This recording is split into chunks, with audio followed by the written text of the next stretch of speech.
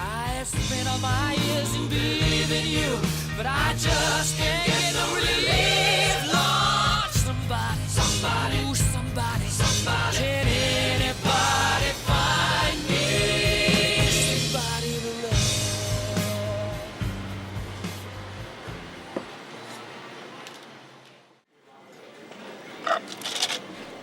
So there's four guys out on a lake in the middle of nowhere, and they're on the last day of a fishing expedition, and they're packing all their fish up. They caught a lot of fish. They're all in a good mood, and the three guys in the front of the boat are packing up their fish, and all of a sudden they hear this really loud noise, and they turn around, and the fourth guy in the back has this big drill. They don't even know where he got it, and he's just drilling into the bottom of the boat and underneath his seat.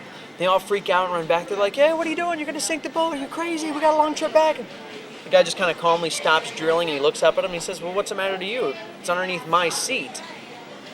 And I think a lot of times we see our problems, we see our things that we're going through as just underneath our own seat, like we're in a bubble, that our problems don't affect others.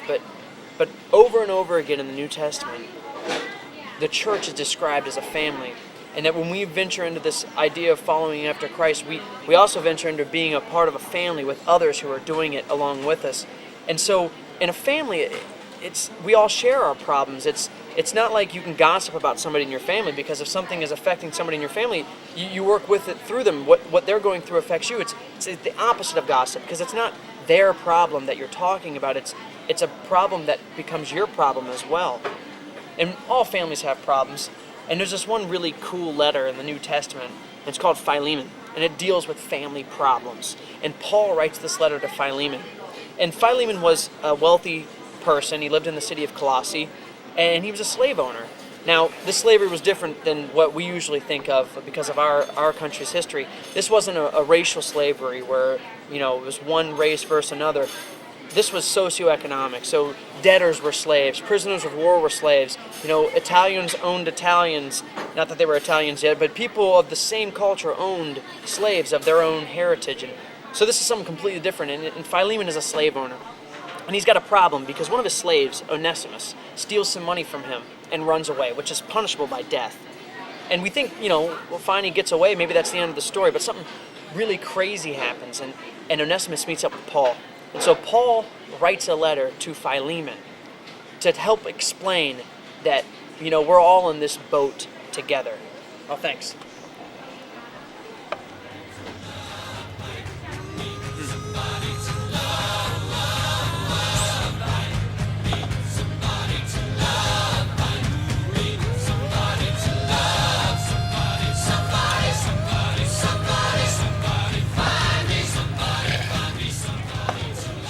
And every family has problems, and Paul understands that God's family is really no different.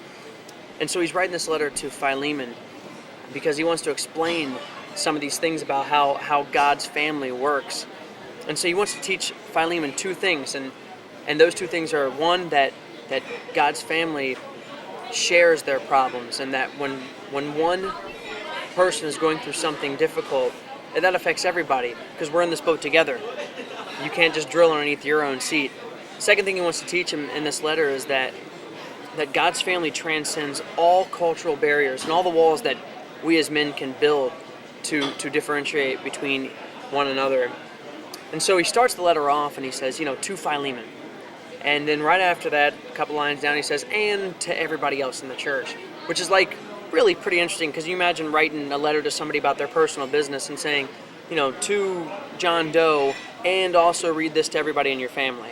I mean, you're making something very private, very public. So this is a very private, public letter. I mean, this just shows right off the bat that Paul is saying this is not just your problem. What you do here is going to have an effect on everybody else, because Paul is asking Philemon to accept Onesimus back instead of the normal punishment of death for running away and for stealing from your master.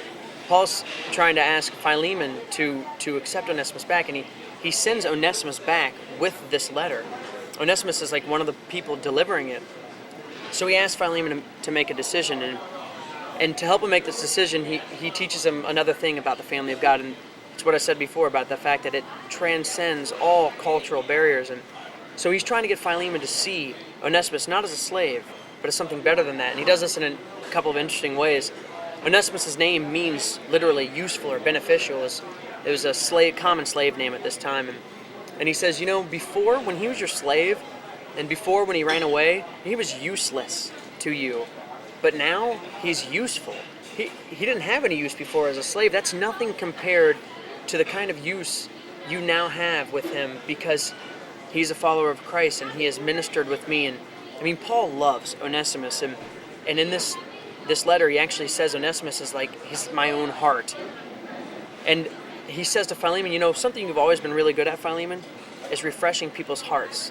And he's kind of pumping Philemon up and saying, you're a great guy, you do all the right things, and you do a lot of great things, and because of that I want you to do something else great. And he calls Onesimus his heart, and he says, you refresh people's hearts well. And then he says, I want you to refresh my heart. I want you to, he's literally asking him to refresh Onesimus, not to punish him, not to be angry with him for stealing from him and running away and breaking the law, but to accept him back.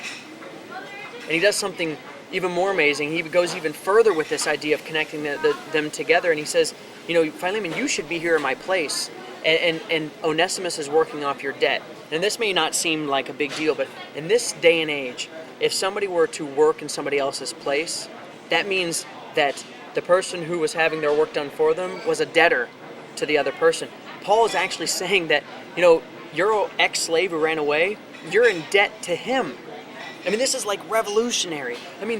You couldn't even have dreamed of saying this to somebody. This is like walking up to somebody now and saying, oh, by the way, we should borrow money but never pay interest anymore because interest is bad. Or by the way, the church wants you to house illegal immigrants, and that's what that's what we're doing from now on. It would blow your mind to hear something like this, that a slave owner whose slaves run away, he's indebted to the slave.